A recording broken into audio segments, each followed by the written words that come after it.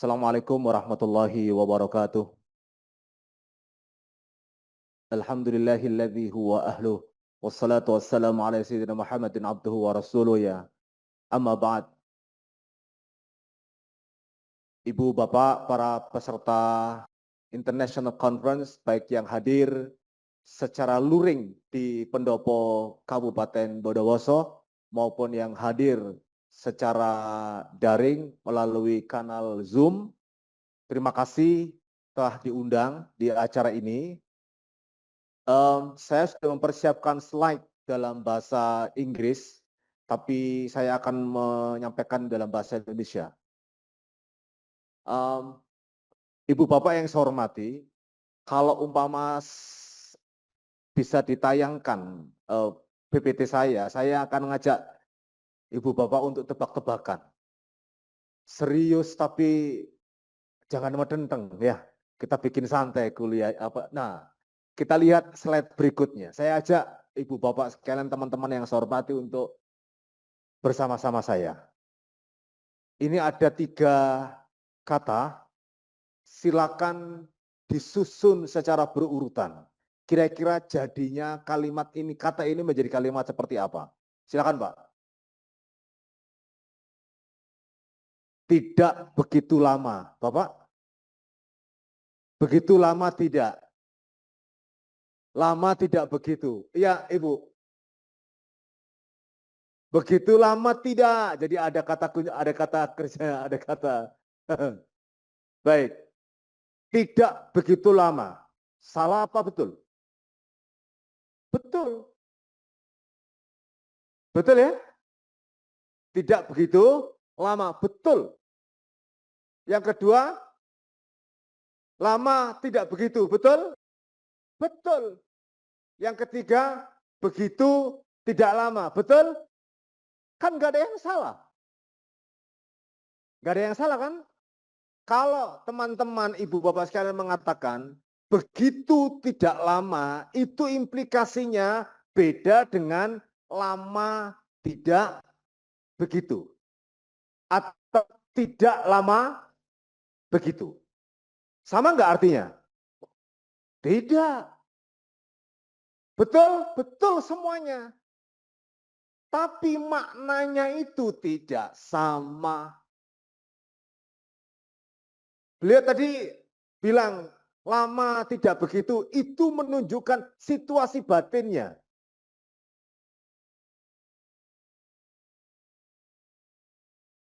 Yang di belakang tadi malah lebih dahsyat lagi. Begitu tidak lama.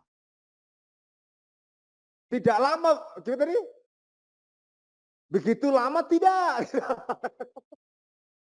Ya, jadi teman-teman yang saya hormati, itulah kebijakan publik. Menempatkan, ini baru 3 kata loh ya, menempatkan mana yang di depan, mana yang kedua, dan mana yang ketiga, itu menunjukkan titik tekannya di situ. Lama tidak begitu. Itu titik tekannya mana? Lama kan? Lama tidak begitu.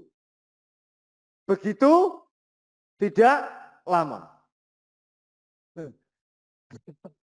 Saya mau tanya teman-teman, semuanya betul. Oke, kalau saya tanya dari 3 kata itu, mana yang paling penting? Yang penting lama. Ada lagi?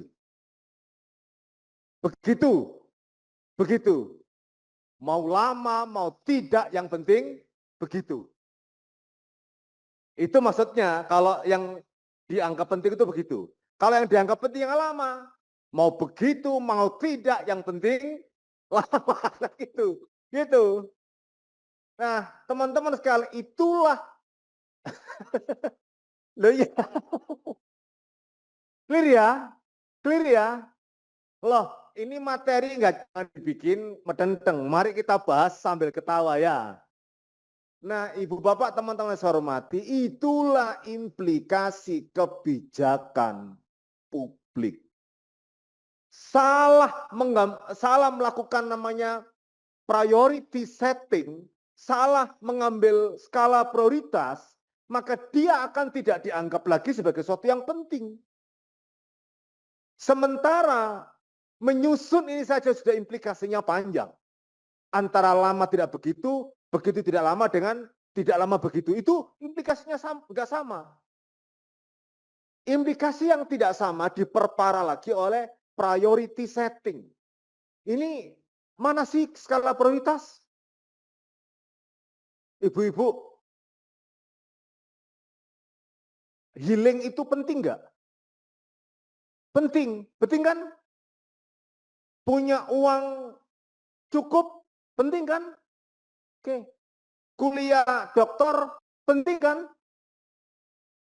Punya rumah mewah, penting kan? Punya kendaraan mewah, penting kan? Semua penting. Tapi kan kita harus ngambil keputusan. Kebutuhan kita saat ini apa? Healing, atau beli rumah mewah, atau beli mobil mewah, atau tabungan yang digedein, mana skala prioritasnya? Nah, public policy itu satu adalah bicara tentang apa yang menjadi prioritas kita. Yang kedua, urutan ini menjadi penting. Nah, saya ingin mengajak teman-teman sekalian untuk merefleksikan anekdot ini. Jangan dianggap serius nih, ini anekdot aja. Tapi ini pintu masuk kita ke materi. Oke? Silakan slide berikutnya. Kalau bicara tentang, oh silakan. Apa itu? Lama, lama tidak begitu-begituan. Silakan ditambahi sendiri. Baik, teman-teman yang saya hormati, mari bersama saya untuk menelaah apa sih public policy versi kitab kuning selama ini. Saya memunculkan kitabnya Al-Mawardi, Al-Ahkam As-Sultaniyah. Yang namanya pejabat publik itu disebut dengan konsep al-imamah. Bukan an-nubuwah, tapi al-imamah. Al-imamah itu dibutuhkan pejabat publik, orangnya namanya pejabat publik, pekerjaannya adalah public policy. Gitu ya. Nah, orang yang diberi amanah untuk mengelola public policy itu namanya pejabat publik. Nah, jabatan publik itu seperti apa? Al-Mawardi mengatakan, al-imamah itu dua kepentingannya. Satu yang disebut dengan hirasatid-din, menjaga agama. Yang kedua adalah siyasatid dunia.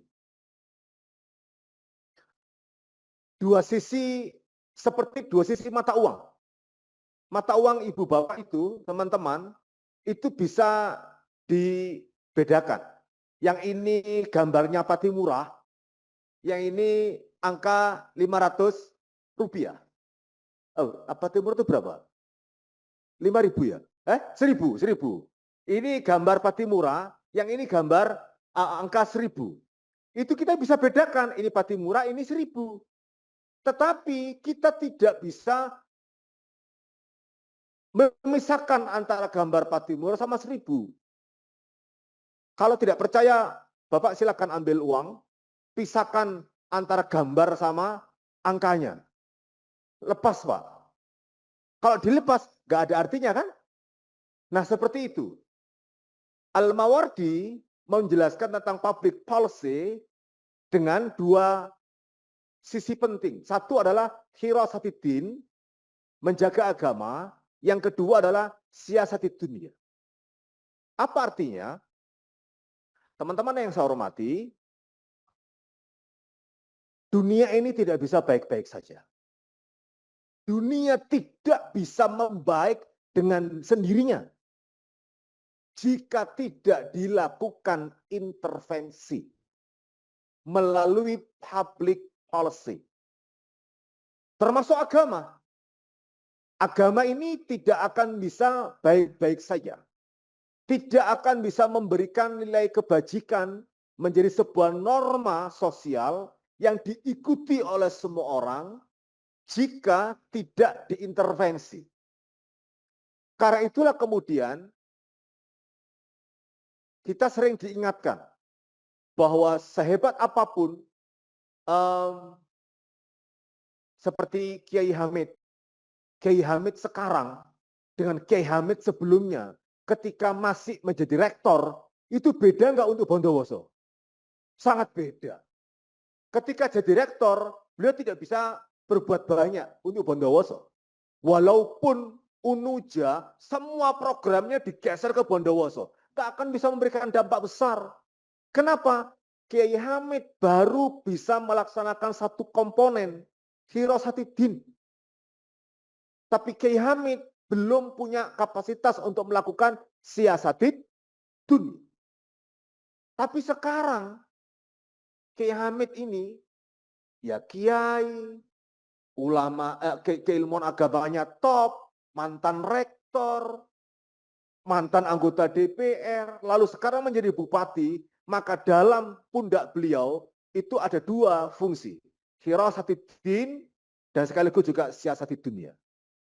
Nah, karena itulah maka orang seperti beliau itu sangat strategis posisinya untuk bisa mensinergikan antara kebutuhan hirasatidin dengan siasatidun. Melalui apa? Melalui praktek al-imamah. Nah, gitu. Al-imamah itulah yang melahirkan pekerjaan, tugas, fungsi yang namanya hirasatidin wasiyasatidun. Nah, pekerjaannya namanya public policy dan beliau adalah public policy maker namanya. Orang yang diangkat untuk membuat kebijakan publik. Maka baru menjabat bupati aja tadi beliau jauh. Salah satu visinya adalah Kabupaten Tridharma. Panjenengan cek, Bapak Ibu cek, mana ada kabupaten se-Indonesia yang visinya Kabupaten Tridharma, hanya Bondowoso. Cek deh. Nggak ada. Kenapa? Karena nilai yang beliau yakini selama ini, selama menjadi rektor Unuja, menjadi kiai, pengalaman menjadi anggota DPR, lalu beliau konversi, nanti saya jelaskan yang disebut dengan teknokrasi, menjadi sebuah kebijakan publik, lalu kebijakan publik satu diantaranya berbentuk Kabupaten Tridharma. Apa implikasinya? Semua pekerjaan yang dilakukan dalam posisi beliau sebagai pengambil kebijakan publik di Bondowoso, dasarnya akademik. Maka kolaborasi dengan perguruan tinggi itu menjadi niscaya. Belum pernah loh international conference dilakukan di Pendopo, baru kali ini coba. Ya, itu karena posisi beliau tidak lagi sebagai yai semata-mata. Tidak saja menjadi rektor semata-mata. Kalau sebagai rektor, seperti beliau, saya, mungkin para kiai yang lain menjadi rektor, itu kewenangannya terbatas. Hanya perguruan tinggi saja. Tapi kalau beliau menjadi public policy maker dalam konteks pemerintah daerah, maka beliau punya kewajiban, fungsi, peran melakukan dua instrumentasi ini. Satu, hirasatidin, yang kedua, siasatidun. Nah, siasati dunia itu adalah intervensi melalui kebijakan publik. Siasa artinya politik, dunia itu maka kehidupan sehari-hari. Maka tugas public policy maker, pemimpin publik, itu adalah melakukan praktek intervensi teknokrasi atas sebuah nilai supaya dia bisa menjadi sebuah kebijakan untuk menata dan mengelola kehidupan sehari-hari. Nah, ini versi Al-Mawardi. Versi Al-Mawardi. Jadi, teman-teman yang saya hormati, kita boleh saja mengutip rujukan tentang public policy. Tapi kita ini sudah punya literatur tentang public policy. Satu di antara Al-Ahkam As-Sultaniyah ini. Dan halaman ini ada di halaman depan kitab ini. Nanti teman-teman silakan di-share PPT ini. Silakan di-share. Nah, saya juga mendapatkan referensi ini dalam bentuk buku PDF. Jadi enak. Cuman bawa laptop aja karena kesana kemari tinggal dibawa, nggak usah bawa buku hard copy-nya. Nah, menjadi penting bagi kita semua. Kenapa? Mari kita lihat. Wa'adtuha liman yaqumu biha fil ummah wajibun bil ijma'. Maka orang yang diberi amanah, kata Al-Mawardi, untuk menegakkan al-imamah, public policy, itu wajibun bil ijma'. Teman-teman yang saya hormati, Al-Mawardi mengatakan bil ijma'. Para ilmuwan politik menyebut dengan istilah konsensus. Ilmuwan sosial seperti Habermas menyebut dengan istilah ruang publik yang punya fungsi untuk melakukan deliberasi urusan publik. Urusan publik itu harus dinegosiasikan, harus didiskusikan, harus dimusyawarakan. Tidak boleh ruang publik itu tiba-tiba kepentingan pribadi dimasukkan menjadi ruang publik. Bahaya. Maka Al-Mawardi mengatakan wajibun bil ijma'. Harus melakukan proses konsensus. Apa yang harus dilakukan? Social deliberation. Deliberasi sosial, proses deliberatif. Maka setiap kebijakan publik, gagasan diluncurkan ke anggota masyarakat, ke para politisi, ke anggota dewan, ke perguruan tinggi, untuk mendapatkan proses masukan. Nah, gagasan itu lalu kemudian ditingkatkan, direkap, dikristalisasi, ujungnya menjadi sebuah kebijakan. Nah, kali itulah wajibun bil ijma'. Yang menarik kemudian, wa in syadza anhumul asam. Walaupun di sana ada orang yang mungkin tidak sependapat. Al-asam itu adif, tuli. Orang tuli sekalipun itu diajak berbicara, diajak bermusyawarah. Walaupun umpama hanya mengatakan, teman-teman tahu ya maknanya gini. Artinya, terima kasih. Kalau panjangan, terima kasih Kiai, terima kasih Pak Bupati. Kalau orang dif, itu begini. Terima kasih. Nah, simbol seperti kan, nah gitu. Itu rasa hormat.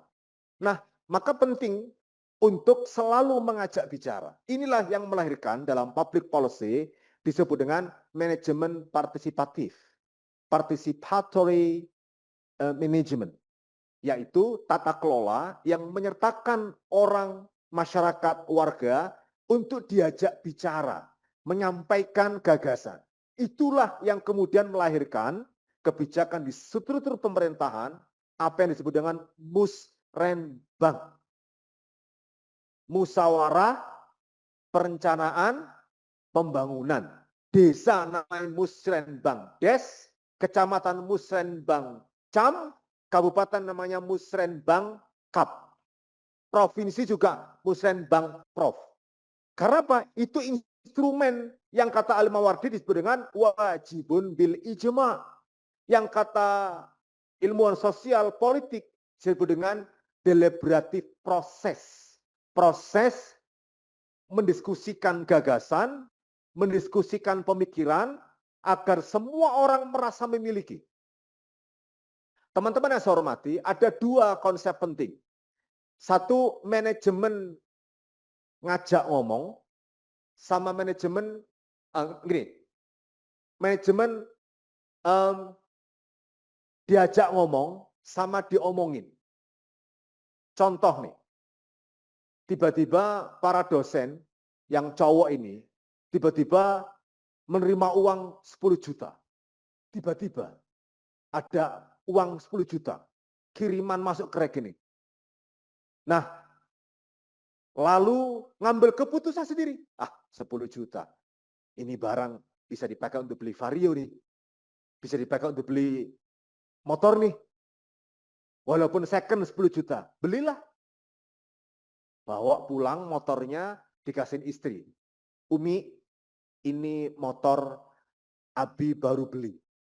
Silakan manfaatkan. Itu opsi pertama. Opsi kedua, para dosen laki-laki punya uang 10 juta, dapat kiriman, mungkin serdos saya tidak tahu. Serdos cair ya, sekali cair kan sekian bulan nih, gitu kan? Sekian bulan, 10 juta. Amin. Lalu kemudian datang ke rumah dengan mengatakan, Umi, serdos cair. Ini ada uang 10 juta di rekening. Menurut Umi, ini dipakai untuk apa? Ah, gini ya. Iya ya. Meskipun ruangan ber-AC itu pakai kipas. Bukan kipas, tapi bunyi yang di sini yang penting. Nah, saya nanya ibu-ibu. Ibu-ibu lebih suka yang pertama, langsung dibelikan oleh suami Vario walaupun second, atau ibu-ibu diajak bicara, Umi ini uang diapain? Ibu-ibu suka yang mana? Pertama apa kedua? Yang kedua. Loh ingat loh, beliau itu lebih senang menjadi yang kedua loh.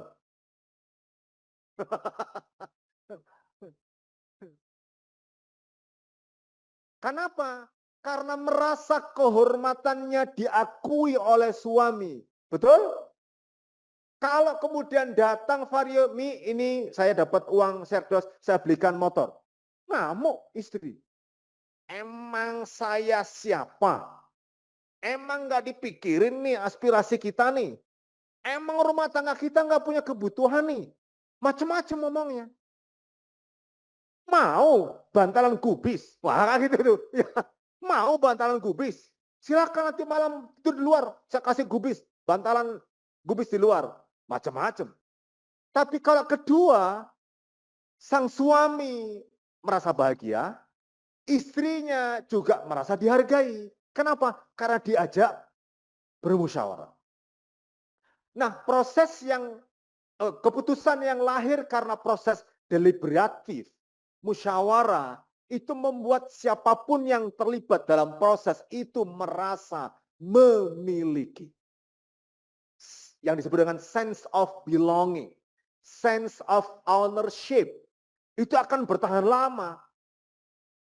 Coba panjenengan dapat serdos 10 juta, belikan Vario walaupun second, taruh rumah, tiap hari dibersihin.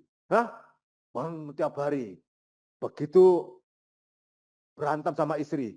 Ya, yo, terus no, ngelus sepeda terus, cuci motor terus, ngelap motor terus, istri nggak diurusin ya gitu, macem-macem. Istri nggak dielap, motor yang dielap.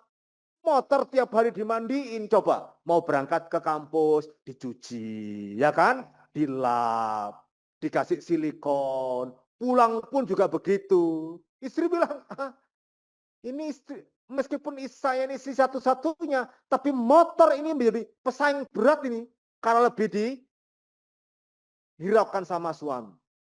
Karena itulah kemudian Al-Maudi mengatakan wajibun bijma' wa in syadza anhumul asam. Sekalipun orang bisu itu kemudian menganggap aneh, tetap harus diajak bicara. Tetap. Nah, karena itulah kemudian sekarang teman-teman sekalian, kita ini diingatkan, jangan mengatakan disabel. Tapi gunakan istilah difabel. Kalau disability, itu artinya dia memang sama sekali tidak punya kemampuan, itu disable. Tapi kalau difabel, itu dari kata-kata different ability. Dia punya kemampuan yang berbeda. Maka teman-teman jangan mengatakan, ini penting ya, ini public policy.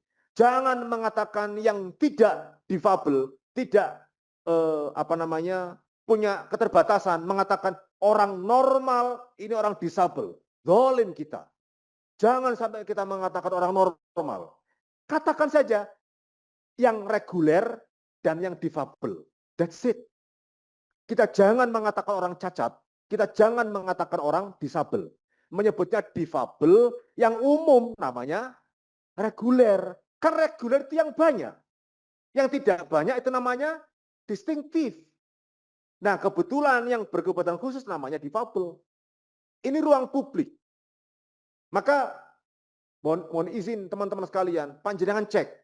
Tidak akan pernah mendengar kata-kata fat dalam percakapan sehari-hari dalam komunitas orang barat. Nggak ada. Nggak ada. Fat, F-A-T, fat, bahasa Bondowoso dibaca fat, itu hanya ada di kamus. Fat, terjemahan populernya namanya gemuk. Tapi fat itu mengandung unsur penghinaan, pelecehan. Kenapa? Karena fat itu berarti kelebihan lemak tubuhnya. Maka orang barat tidak pernah mengatakan, are you fat? Enggak. Tapi mengatakan large, bukan fat. He has a large body. Bukan he has a fat body.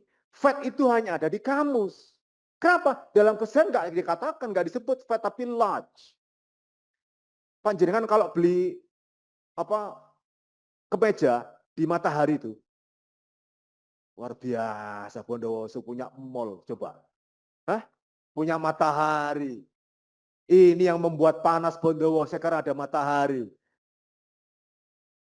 Saya tiap hari itu lari, Pak.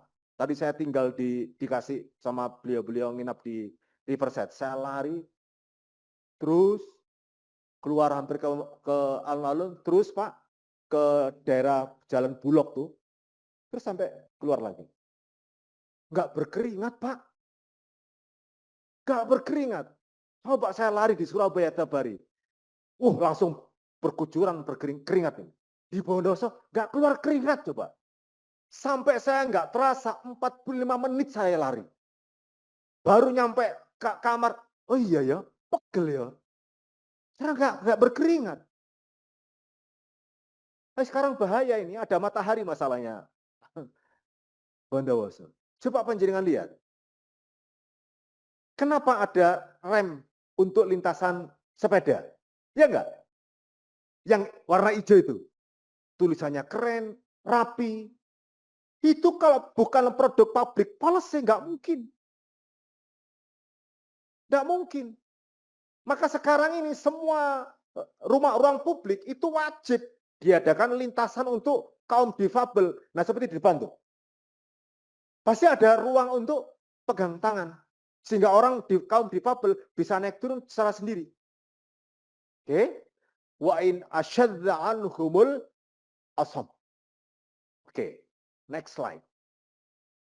Ini baru 2 slide loh ya. Loh, kok mumpung ketemu saya. Baik. Ibu Bapak yang saya hormati, saya kasih contoh. Bagaimana Presiden Prabowo dan Wapres Pak Gibran itu memunculkan desain besar gagasannya ke dalam namanya Asta Cita. Ibu Bapak yang saya hormati, kalau membaca produk public policy, ambil kata kunci. Contoh, nomor 1, memperkokoh ideologi Pancasila, dan seterusnya. Titik tekannya apa itu?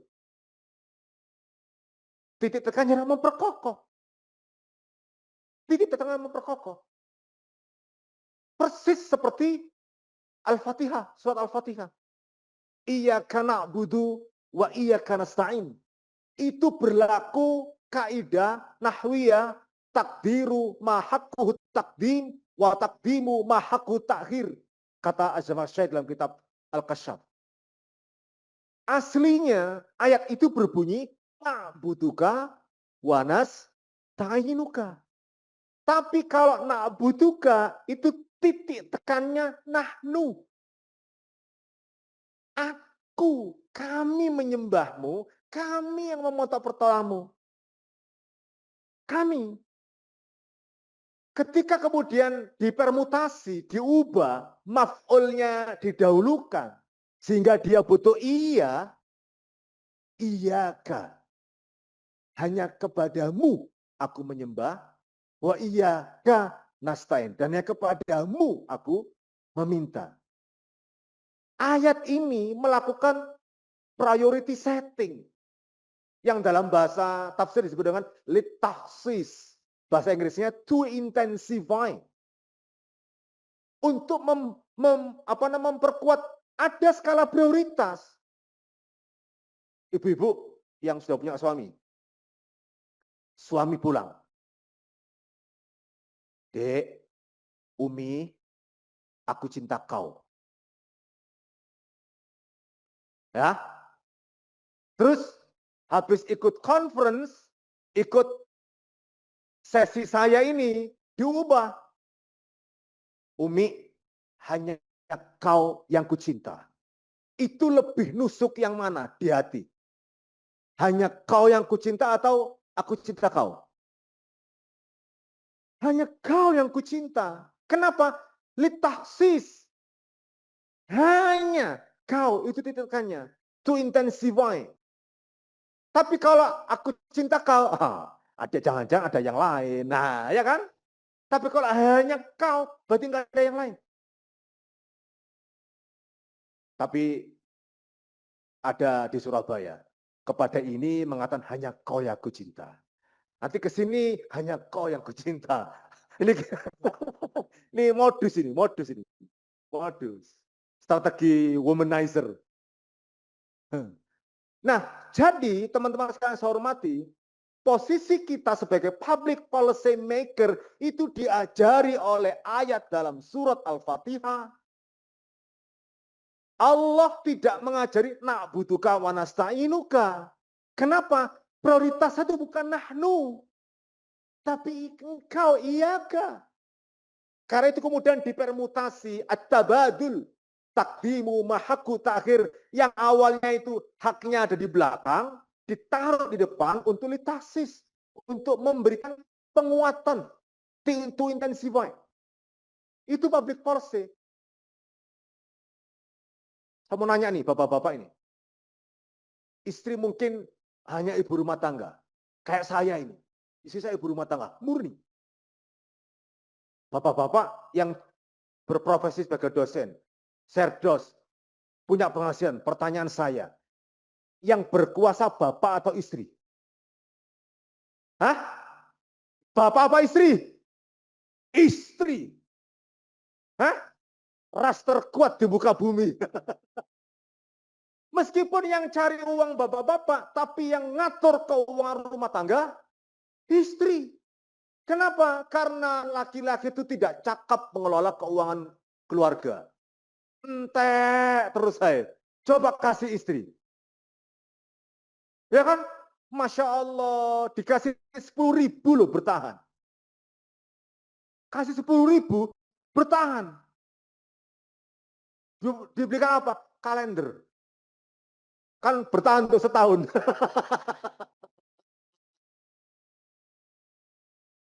Wow, otaknya cerdas ibu-ibu itu. Dikasih 10 juta cukup, 5 juta cukup, 3 juta cukup. Loh iya, 10.000 pun cukup. Langsung belikan kalender. Loh mana makanya? Tuh makan tuh setahun. Oke. Nah, ibu bapak yang saya hormati, kita diajari oleh Pak Prabowo dan Pak Gibran. Bagaimana menyusun public policy. Ini adalah skala prioritas yang dimiliki oleh presiden dan wakil presiden.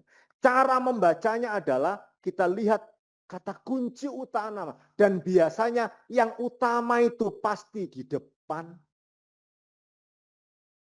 Betul? Umpama nih, beliau ini istrinya 2. Umpama nih ya. Bener ya? Pak siapa namanya? Oke. Pak Miftah ini istrinya 2. Dulu sebelum Serdos punya istri 1, 10 tahun. Begitu jadi Serdos, nikah lagi. Umpama. Nah, Pak Miftah, kalau kondangan, diajak rapat, ada pertemuan forum pimpinan di kampusnya. Pertanyaannya, beliau ngajak siapa? Yang pertama apa yang kedua? Hah? Yang pertama. Yang pertama. Karena acara formal. Coba mantenan. Ya diajak yang kedua. Nah itu. Jadi beliau itu cerdas. Melakukan skala prioritas. Mana yang pertama dan mana yang kedua. Gitu ya. Saya cuma mengilustrasikan situasi batin ya. Ya gitu. Nah, gitu ya teman-teman sekalian. Next slide. Baik. Rekam ya, nanti di share ya, di share. Nanti di share. Nanti di share. Rekam ini. Namanya Pak Miftah ya. Iya. Baik. Saya ajak teman-teman untuk masuk ke contoh. Ini contoh bagaimanakah mendesain public policy untuk bidang pendidikan. Al-Khalifah Ali ini makalah Khalifah Ali. Ini Al-Khalifah Ali mengatakan la turabbu auladakum kama rabbakum abaukum fa innahum khuliqu li zamanin ghairi zamanikum. Oh, luar biasa. Panjenengan kalau belajar ilmu pendidikan, itu pasti akan mengatakan begini. Jangan umbar too many do's, too many don'ts. Jangan umbar perintah dan jangan mudah membuat larangan. Kenapa? Anak-anak kita ini, peserta didik kita ini, semakin banyak dilarang, semakin membuat mereka rasa ingin tahunya muncul. Semakin dilarang. Dan pendidikan yang baik itu tidak kemudian too many do's, too many don'ts. Tapi kalimat yang digunakan oleh Khalifah Ali, la turabbu. Pakai lanahi. Jangan kau besarkan. Ya, jangan kau besarkan, jangan kau rawat auladakum, anak-anakmu, kama rabbakum abaukum, sebagaimana mereka dibesarkan oleh orang tuanya. Kenapa? Fa innahum khuliqu li zaman ghairi zamanikum, karena mereka diciptakan untuk masa yang berbeda. Teman-teman saya hormati. Sebagai pejabat publik hari ini, mari kita lihat. Teman-teman tahu nggak kebijakan publik yang dikeluarkan oleh pemerintah Australia mulai awal tahun ini? Jadi di Australia itu siswa sekolah tidak boleh bawa HP. SMA ke bawah tidak boleh bawa HP. Kenapa? Karena HP itu membuat mereka terekspos ke dunia digital, mengganggu konsentrasi belajar mereka. Ada namanya scrolling culture. Scrolling culture itu begini. Di scroll. Di scrolling. Nah, anak-anak sekarang itu kuat scrolling culture, budaya scrolling. Gurunya, dosennya, ustadznya itu opening culture. Jadi kalau belajar ilmu itu dibuka. Begini kan? Apa-apa jangan kalau baca buku di scrolling. Kan enggak. Kalau baca buku kan dibolak-balik begini. Ya. Nah, sekarang ini anak-anak tidak membaca buku.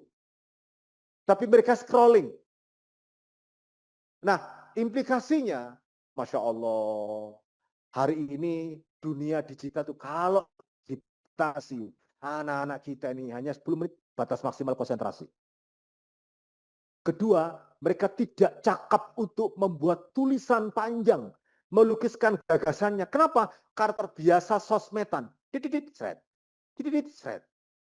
Cek deh.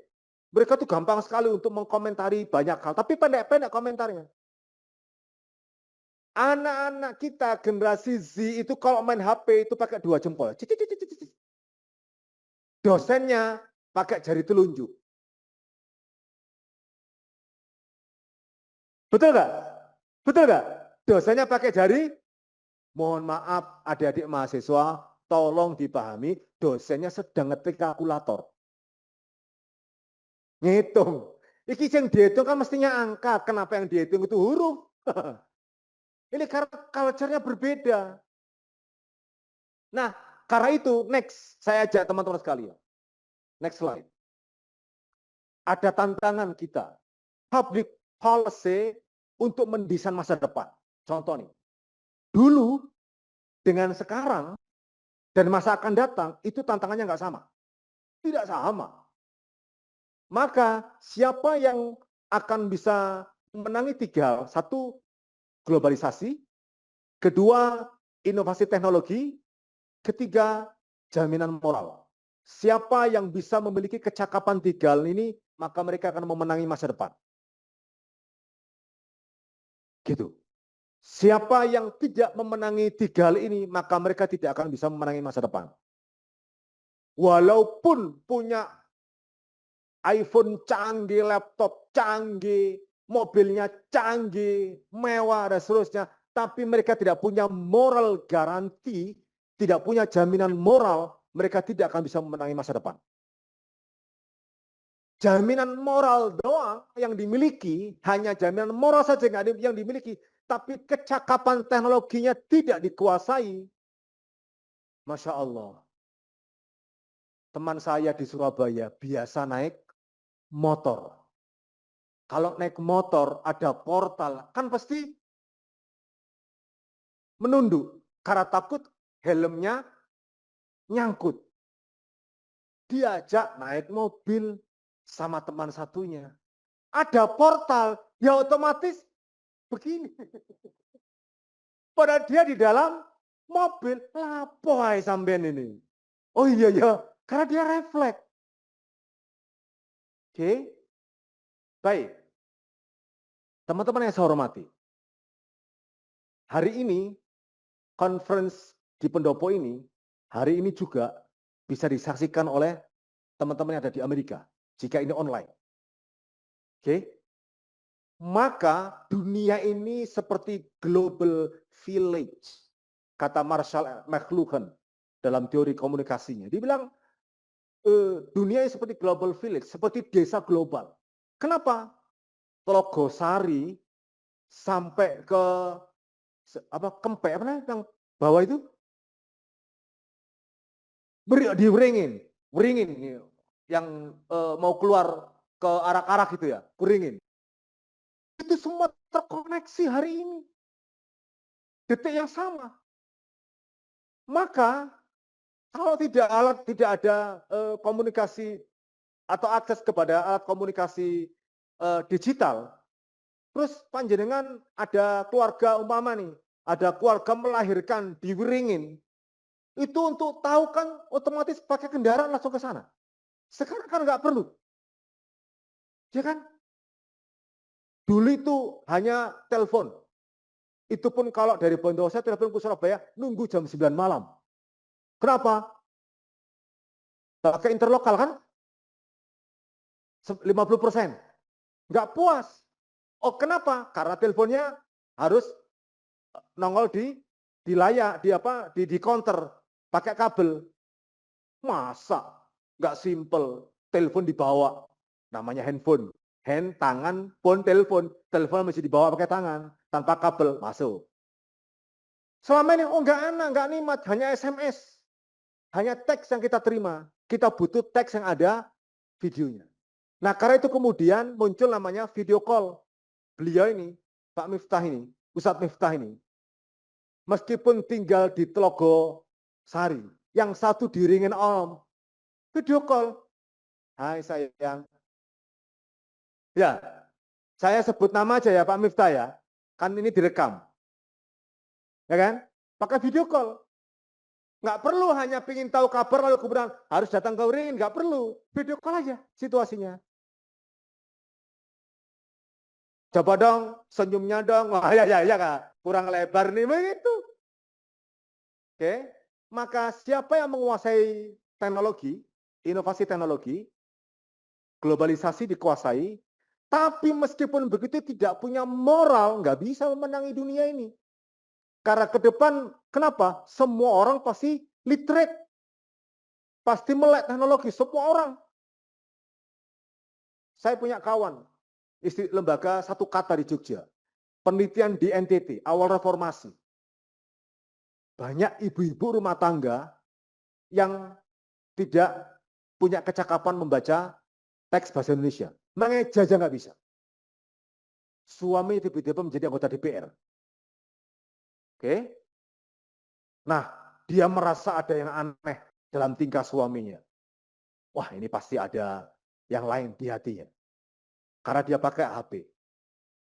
Nah, temuan penelitian teman saya, satu kata di Jogja itu, lalu ibu-ibu itu hanya supaya bisa membaca HP suaminya, dia belajar membaca, mengeja kata-kata dalam bahasa Indonesia.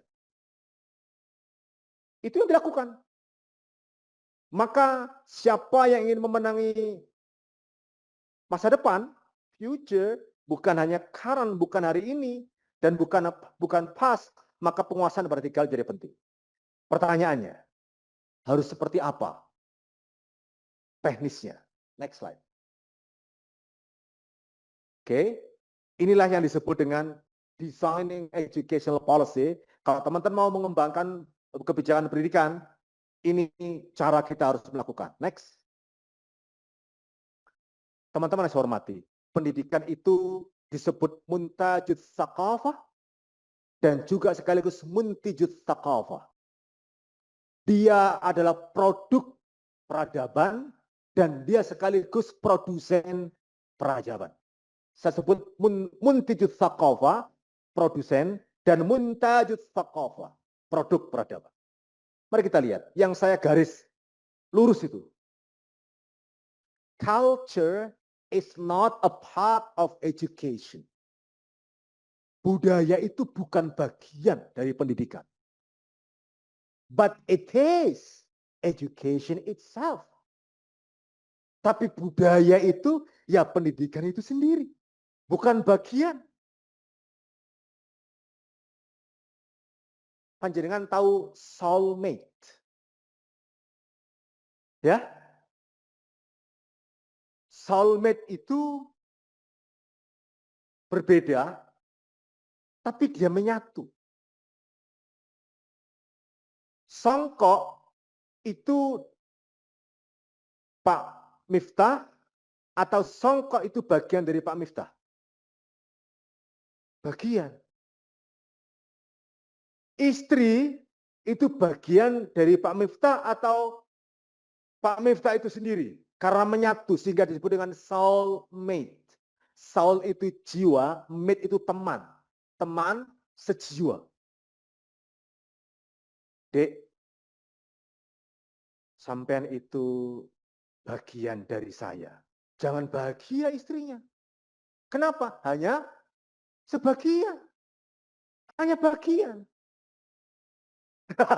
Bagian sisanya itu untuk yang lain. Cerdas memang beliau ini. Enggak? Cerdas. Education, a culture is not part of education. But it is education itself. Contohnya di bawah ini. Jika cultural pattern, pola kultural sebuah masyarakat itu materialistik, maka sistem pendidikan juga di-frame dalam materialistik. Jangan melakukan praktek Syiah di Saudi, tangkap sampean. Betul? Jangan. Kenapa? Karena teokrasinya teokrasi bermodel Wahabi. Jangan. Dan jangan tahlilan di Iran. Orang NU tiba-tiba langsung silo gitu aja ya.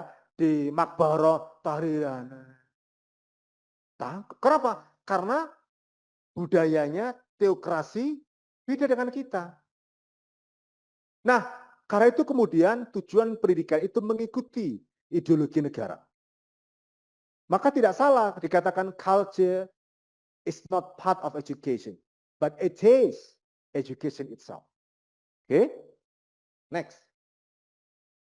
Nah, sekarang pertanyaannya, kalau umpama teman-teman, ibu bapak diminta oleh Kiai Hamid selaku bupati, tolong sekarang desainkan saya pendidikan terbaik di Bondowoso seperti apa? Kalau mendapatkan tugas seperti itu, panjenengan mau ngapain? Kita lihat. Kalau visi beliau adalah Bondowoso sebagai Kabupaten Tridharma, maka harus diturunkan. Seperti ini, membuat visi excellent human capital yang disebut dengan excellent itu diukur dengan memasukkan indikator. Apa itu? Kekuatan sainsnya kuat, terjaga. Etiknya kuat, spiritualnya kuat. Maka membangun excellent itu dengan 3 kerangka ini. Bagaimana caranya? Next. Inilah yang disebut dengan teknokrasi. Teknokrasi. Cantik itu dirawat apa diedit? Dirawat. Beliau-beliau ini tidak. Cantik itu diedit. Kenapa? Kalau dirawat itu butuh duit. Nah, istri bilang, cantik itu dirawat, jangan diedit. Makanya modalin. Suaminya, serdo 10 juta, nggak ngecor sama sekali ke istrinya. Tetap di sakunya. Kak, iya. Habis itu bilang, kon ada itu air tajen tuh. Air beras. Pakai itu aja. Enggak ada nggak modal.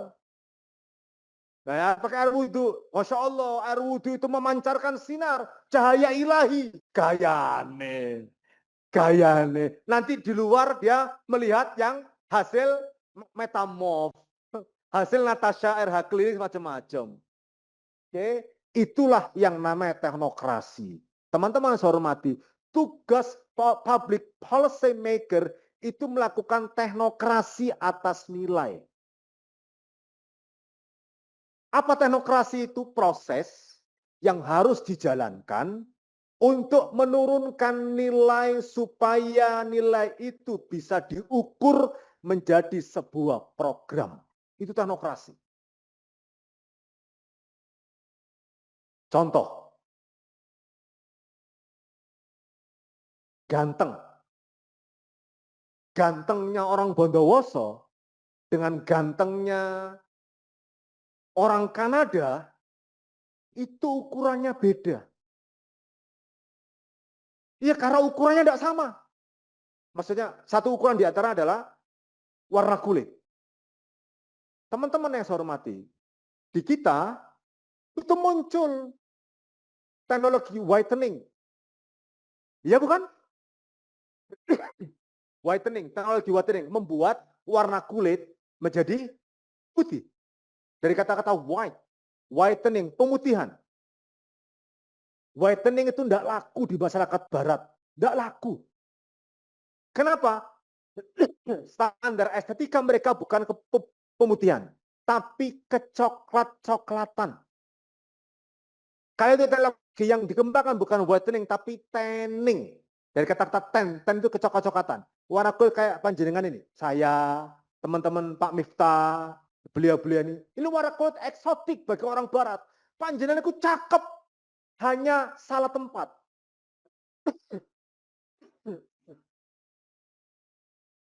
Coba ke barat, oh cakep toh. Nah, itu harus dilakukan, teknokrasi. Nah, nggak apa-apa, nanti saya ambil selesai, tenang aja.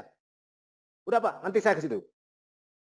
Oke, jangan lupa Pak, Bu, begitu menjadi public policy maker, panjenengan tidak boleh bicara soal nilai semata-mata. Tapi tugas adalah menurunkan nilai menjadi instrumen untuk bisa diukur. Itu teknokrasi. Semua begitu. Nah, dasarnya apa? Tadi Kiai Hamid mencontohkan. Visinya adalah Kabupaten Tridharma. Habis itu dilakukan teknokrasi. Gimana cara MOU itu? Semua kampus tadi? Ya kan? Digarap bareng-bareng Bondowoso dengan semua kampus PTKIS.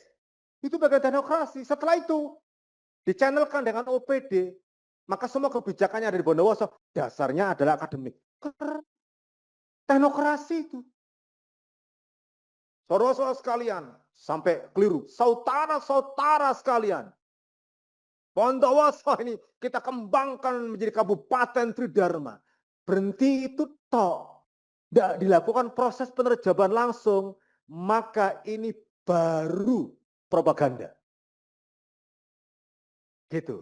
Sebagai public policy maker, bukan propaganda yang dipentingkan, tapi teknokrasi. Propaganda itu dibutuhkan saat kampanye. Begitu terpilih, kewajibannya adalah menurunkan melalui proses teknokrasi.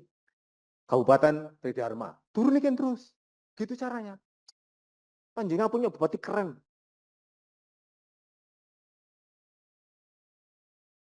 Teknokrasi. Oke, next. Oh, saya pikir rektor sudah keluar. Rektor kecil yang keluar. Nah, baik. Saya kasih contoh teman-teman. Bagaimanakah public policy itu sebagai teknokrasi? Next. Apa ini ya? Institusi pelembagaan nilai. Pelembagaan nilai itu tidak akan tercapai dengan baik kecuali panjenengan melakukan teknokrasi. Bentuknya apa? Maka nanti dalam proses pelembagaan nilai menyertakan 4 komponen penting. 1, political party.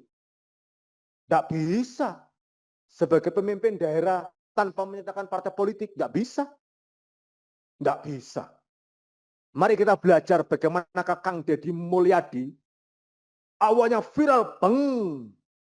Ya kan? Sekarang bermusuhan dengan sekdanya. Dilawan oleh gitu.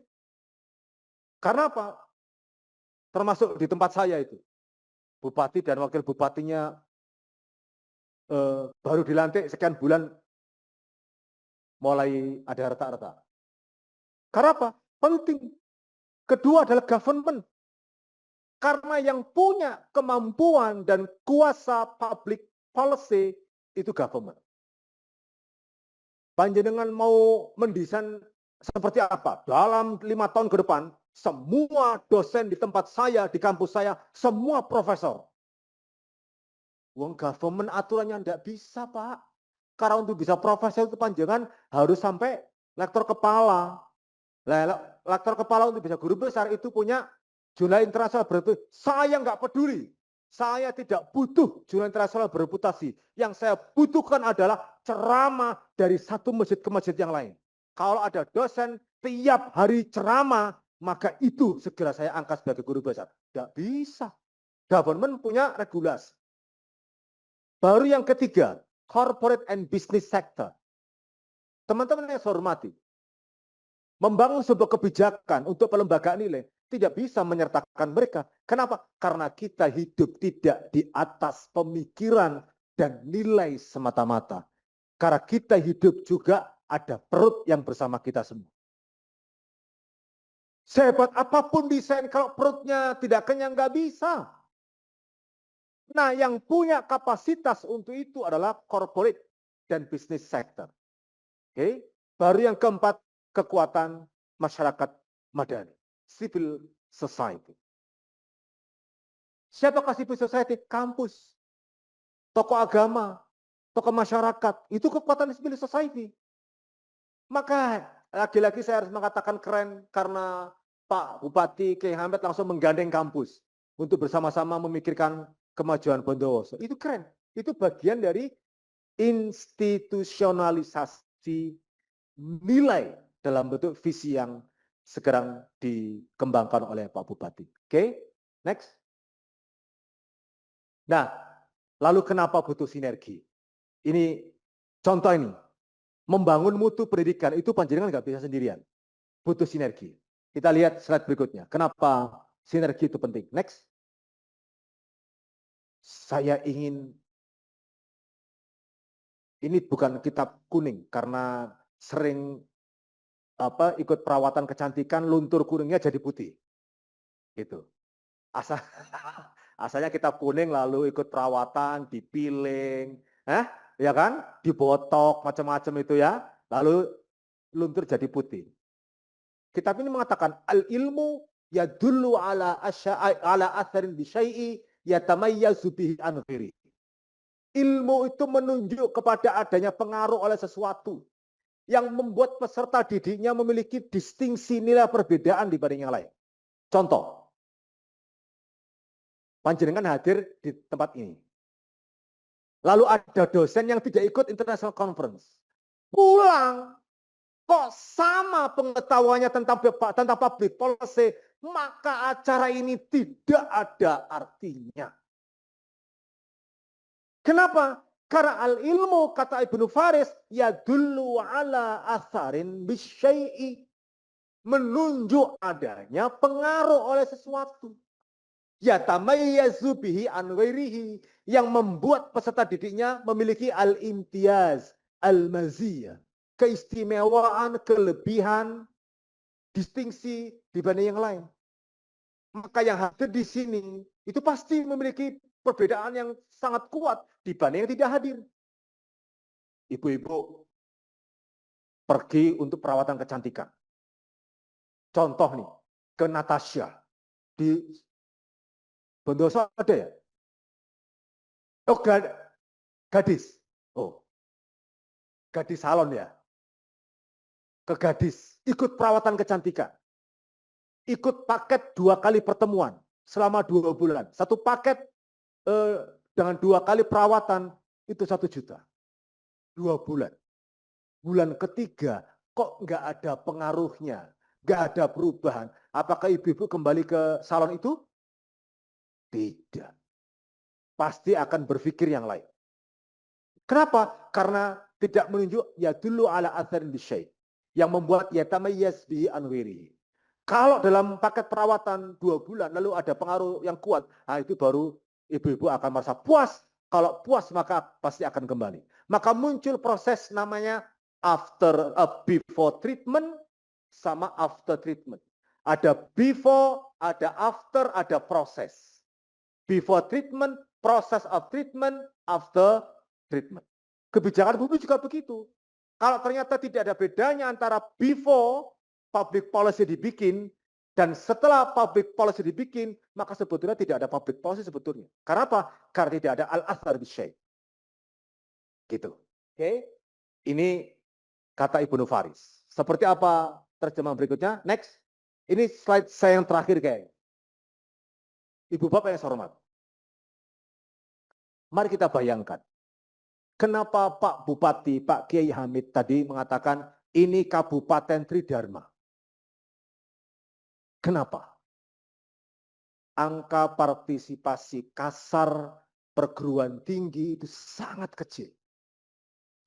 Bahkan data menyebutkan ada sebuah kecamatan di Bondowoso yang jumlah jandanya paling banyak. Kecamatan apa itu? Tanya Pak Miftah. Datanya di beliau. Sudah dihitung. Jadi Serdos bulan pertama ke sini, Serdos kedua ke sana. Nah, karena itu mari kita lihat. Kata Theus Alexander mengatakan, bayangkan, imagine an education system. Bayangkan sistem pendidikan where none of the educators is trained. Bayangkan sebuah sistem pendidikan di mana tak ada satupun dari pendidiknya, dari gurunya, itu terlatih menjadi guru. Panjenengan menjadi dosen itu kan ada pelatihannya kan? Nggak mungkin bisa tersertifikasi jika tidak lulus PKDB. Betul? Oke.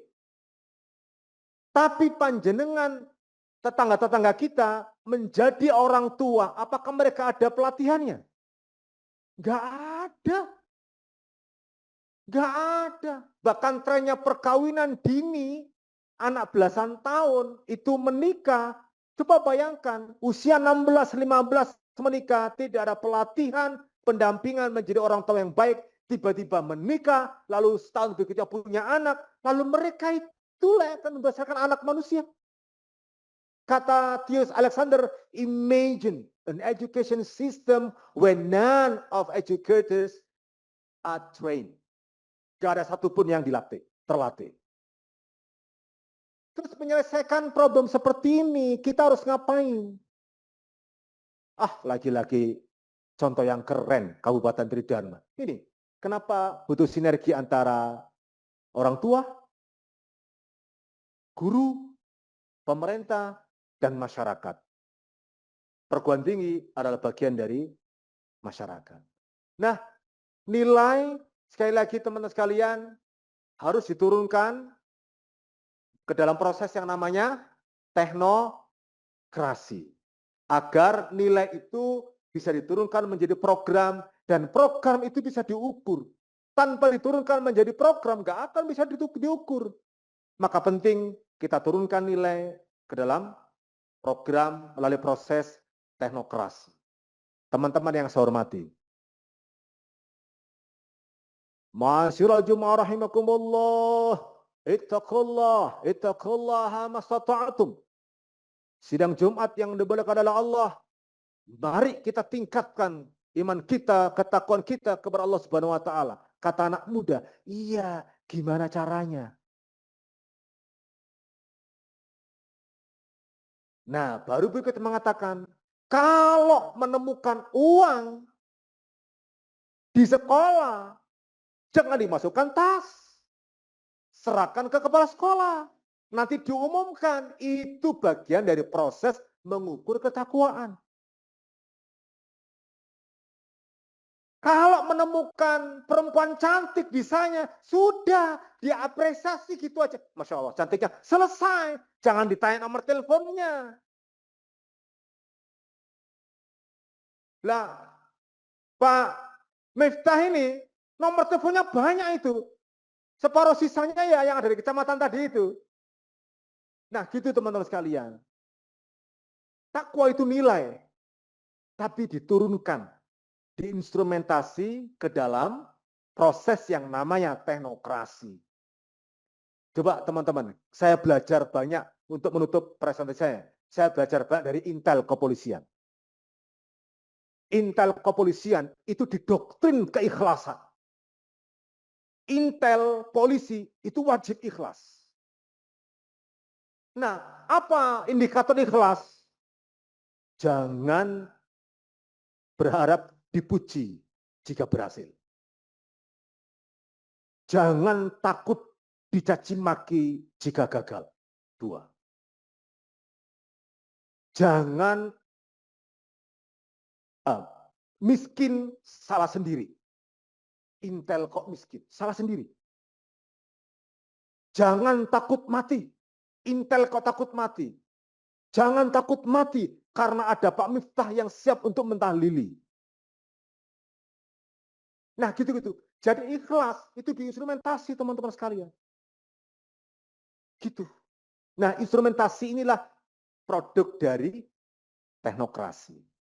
Public policy penting untuk menjamin bagaimana nilai bisa turun ke dalam program yang bisa diukur untuk kemaslahatan bersama. Karena public policy ujungnya itu adalah public virtues, al-maslahah al-ammah, bukan private virtues, bukan al-maslahah al-fardiyah. Itu namanya public policy. Assalamualaikum warahmatullahi wabarakatuh. Ya, mohon maaf ya Pak, tidak perlu baper. Gini, pertama sebelum saya ke pertanyaan, ada satu hal yang perlu saya koreksi. Terkait dari makolahnya Imam Al-Mawardi, Al-Ahkam Al-Sultaniyah, itu ada satu kejanggalan buat saya Pak. Terutama satu kejanggalannya itu terletak pada lafaz Al-Asom. Lah dalam maknanya itu Al-Asom di sini, karena saya sudah pernah diskusi ini sekitar 4-5 tahun yang lalu, makna dari Al-Asom itu bukan orang yang tuli. Akan tetapi salah satu ulama Mu'tazilah, pemuka Mu'tazilah, yaitu kalau tidak salah namanya Syekh Abdurrahman Ibnu Kaisan Abu Bakar Al-Asom. Al-Asom ini julukan beliau. Jadi maknanya, wa insyadda biha al-asom, itu sekalipun pendapat yang mengatakan imamah itu wajib secara ijma itu dibantah. Bukan maknanya dibantah oleh Imam Al-Asom, bukan maknanya apa namanya dah? Orang yang tuli itu tidak setuju. Ya, itu yang pertama. Dan yang kedua yang menjadi titik pelik bagi saya, yang menjadi pertanyaan berat bagi saya, terkait dari kebijakan pendidikan Islam, itu bagaimana cara kita pemangku kebijakan Islam dapat mengimplementasikan kebijakan pendidikan Islam dengan nuansa lokal sehingga itu akan harmonis dengan sistem pendidikan secara global. Lebih-lebih yang akan kita terapkan di Indonesia ini dan lebih-lebih lagi yang akan ada diterapkan di Bondowoso ini. Terima kasih. Wassalamualaikum warahmatullahi wabarakatuh.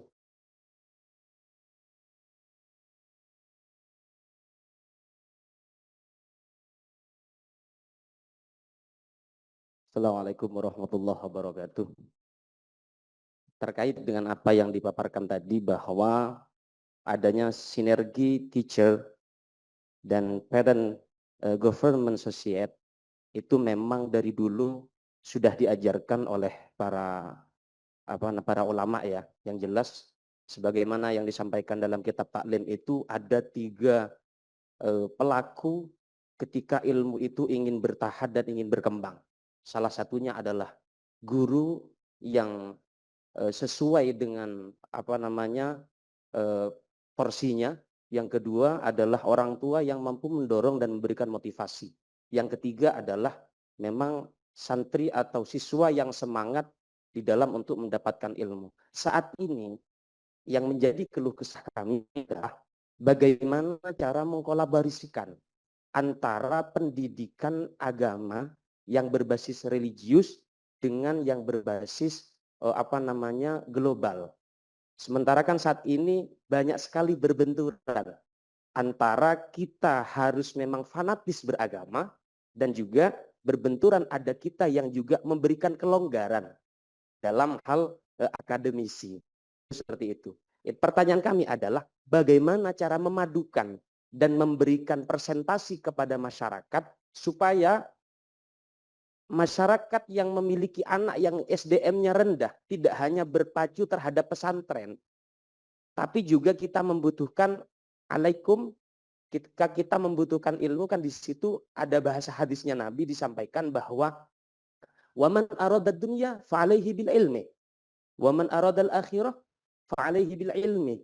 Yang kita butuhkan hari ini adalah waman aradahuma fa'alaihi bil ilmi. Saat ini khususnya di pedalaman kita kan dari Jember. Khususnya di wilayah kita yang berada di wilayah Curah Nongko, di sana ada Kecamatan Tempurjo, itu juga banyak yang fanatis agama bahkan tidak mau terhadap sistem pemerintahan. Nah, ini kan yang menjadi sebuah tema hari ini yang mungkin nanti akan kita sampaikan.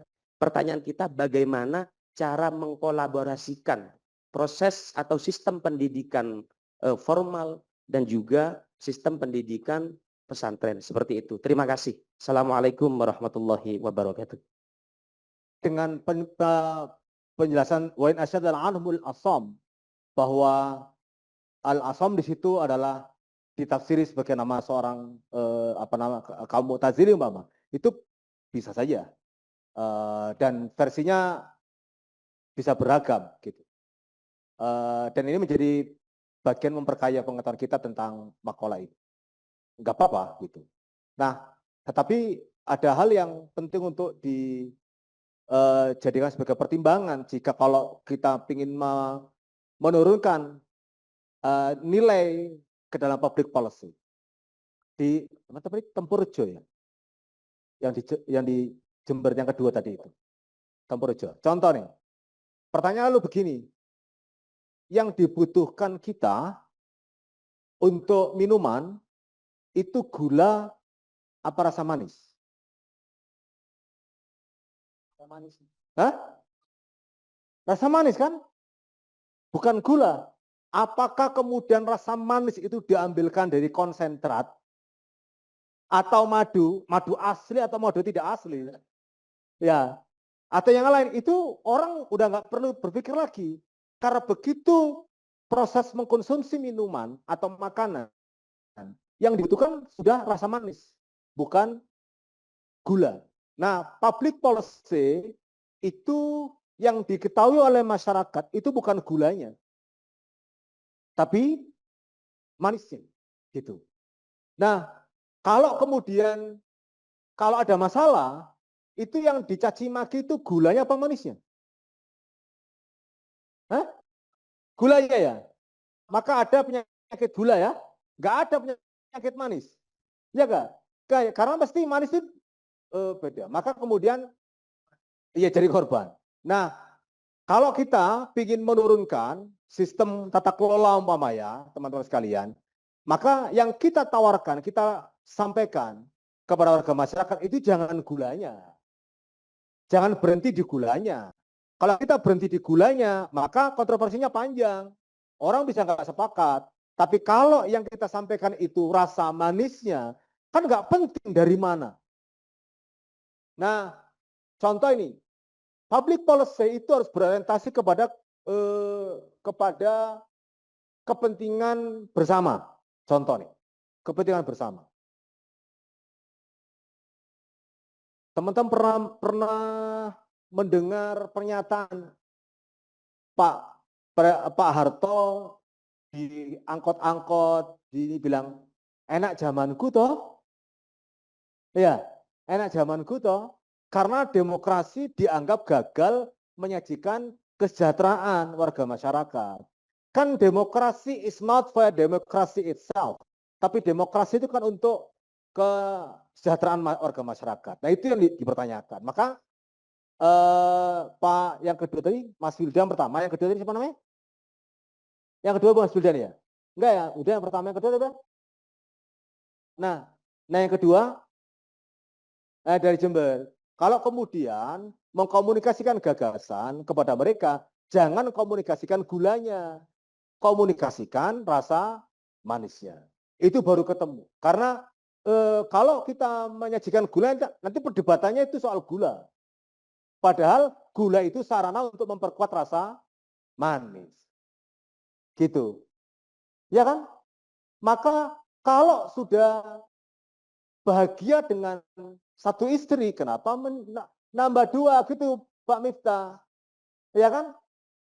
Kan nambah itu kan untuk menambah untuk kebahagiaan. Kalau sudah bahagia kenapa masih menambah? Nah, ya Pak, iya. Kalau menambah itu kan orientasinya menambahnya, bukan kebahagiaannya. Gitu. Kan begitu ya Pak MC ya. Bapak setuju sama setuju Pak Miftah? Kira-kira gitu ya, Maturun.